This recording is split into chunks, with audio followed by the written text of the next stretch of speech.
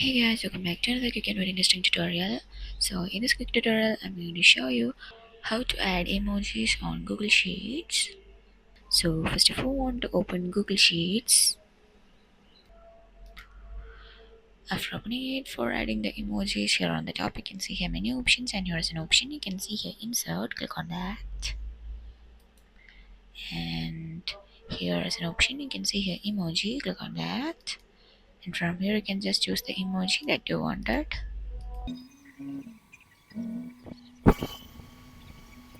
And after that you can see that you had been added emoji on Google Sheets.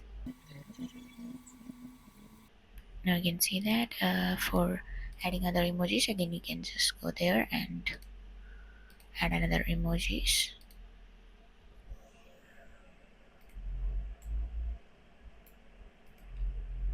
And now you can see that you had been added emojis on Google Sheets. So that's it for this quick tutorial. I hope this tutorial will be helpful for you. Make sure to hit the like button and the subscribe button for more such quick and very interesting tutorials. See you in the next one. Take care.